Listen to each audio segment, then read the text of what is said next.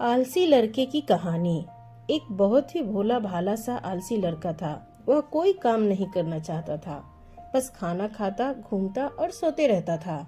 एक दिन उसे किसी ने बताया कि एक आश्रम है जहाँ पे कुछ नहीं करना पड़ता और हर दिन में 2 समय का खाना और नाश्ता मिलता है, तुम वहाँ जाकर के रहो। उस आलसी लड़के ने सोचा कि ये तो बहुत ही बढ़िया है और वह उस आश्रम में जाकर रहने को सोचा। और फिर वह भोला भाला आलसी लड़का अपना सारा संसारिक जीवन छोड़कर उस आश्रम में जाकर रहने लगा। आश्रम में गुरुजी रहते थे।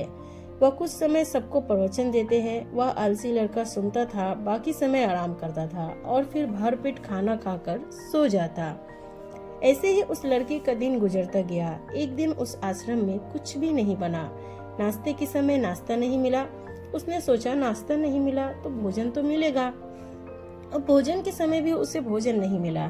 लड़का दौड़ करके गुरुजी के पास गया और उसने पूछा कि आज भोजन क्यों नहीं बना। गुरुजी ने कहा कि बेटा, आज एकादशी है और जितने भी आश्रम के सदस्य हैं उनका उपवास है और आज तुम्हारा भी उपवास है। आज भोजन नहीं बनेगा।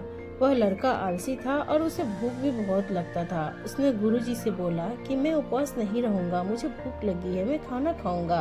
गुरुजी ने बोला कि ठीक है, जाओ भंडारे में से सामान लेकर के आओ और आश्रम में नहीं, बाहर ले जा करके बना लो। लेकिन याद रखना, भोजन बनाने के बाद सबसे पहला भोग भगवान को लगाना और फिर तुम प्रसाद पाना। वह लड़का बोला ठीक है और फिर अनाज लेकर नदी की ओर पहुंचा।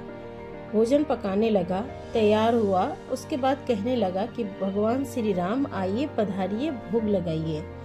अब जब उसे लगा कि भगवान तो आ नहीं रहे हैं, तो फिर उसने कहने लगा कि मुझे मालूम है आपको तो अच्छा खाने की आदत है, मैं बना नहीं पाया और मुझे अच्छा भोजन बनाने भी नहीं आता, लेकिन जो भी रूखा सूखा बना है आ करके खा लीजिए। भगवान श्री राम उसकी सरलता पर बहुत ही प्रसन्न हुए और उस लड़के को दर्शन दे दिए। उसने देखा कि भगवान श्री राम आए हुए हैं और उनके साथ में माता सीता भी आई हुई हैं, लेकिन लड़के ने सिर्फ 2 लोगों के लिए ही भोजन बनाया था, एक अपने लिए और दूसरा भगवान के लिए। और अब क्योंकि भगवान के साथ माता सीता भी आई हुई थी, तो उसने उस भोजन को माता सीता और भगवान के सामने ग्रहण करने के लिए रख दिया। भगवान श्री राम और माता सीता ने भोजन किया और उसके बाद जब वह जाने लगे तो यह भोला सा आलसी सा लड़का बोला कि प्रभु, आप आए, दर्शन दिए, बहुत अच्छा लगा। मुझे खाने को कुछ नहीं मिला, लेकिन कोई बात नहीं है। लेकिन आपसे एक विनती है कि अगली बार जब आप आएंगे तो कितने लोग आएंगे ये बता दीजिएगा, ताकि मैं उतने लोगों के लिए भोजन बना करके रखूं। भगवान श्री राम मन ही मन मुस्कुराए और फिर अंतर ध्यान हो गए।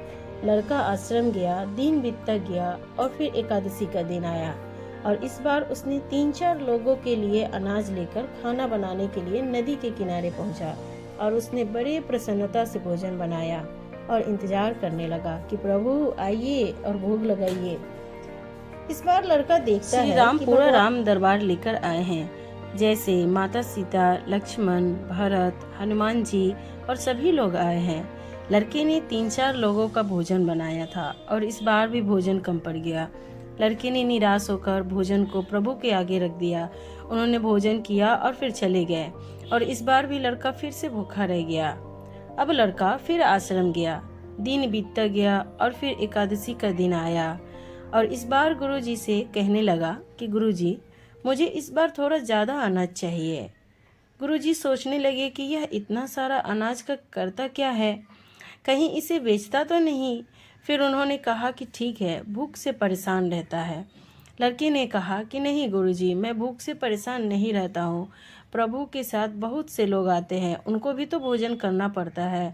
गुरुजी को लगा कि लड़का पागल हो गया है, लेकिन गुरुजी ने सोचा कि चलो एक बार चलकर देखते हैं कि लड़का इस अनाज का क्या करता है। वह भोला सा लड़का अनाज लेकर नदी के किनारे पहुंचा और इस बार भोजन बनाया नहीं। उसने सोचा कि प्रभु हर बार ज़्यादा लोगों को लेकर आते हैं, इस बार वह जितने भी आएंगे खुद बना करके भूख लगा लेंगे। और फिर प्रेम से प्रभु को बुलाने लगा। गुरुजी ये सब छुप कर देख रहे थे कि ये भोजन तो बनाया नहीं और प्रभु को बुला रहा है। लेकिन लड़के ने देखा कि इस बार प्रभु के साथ बहुत से लोग आए हैं, तो उसने प्रभु के सामने हाथ जोड़ करके कहा कि प्रभु माफ़ करना, अब बहुत सारे लोग आते हो मुझे संख्या का पता नहीं होता और मेरी हिम्मत भी नहीं होती है कि इतने सारे लोगों के लिए भोजन बनाऊं। आप स्वयं आइए, बनाइए, खाइए और भोग लगाइए। प्रभु मुस्कुराते हैं और अपने साथ आए सभी लोगों के साथ मिलकर भोजन बनाते हैं। गुरुजी ये सब छुप करके देखते हैं और फिर लड़के के पास आकर के कहते हैं कि तुम ये क्या कर रहे हो। लड़का कहता है कि गुरुजी आपको दिख नहीं रहा कि भगवान श्री राम पधार चुके हैं, माँ सीता आई हुई है, हनुमान जी आए हैं और भी सभी लोग आए हुए हैं, भोजन बन रहा है। गुरुजी ने बोला कि पागल हो गया है, मुझे तो कोई नहीं दिख रहा।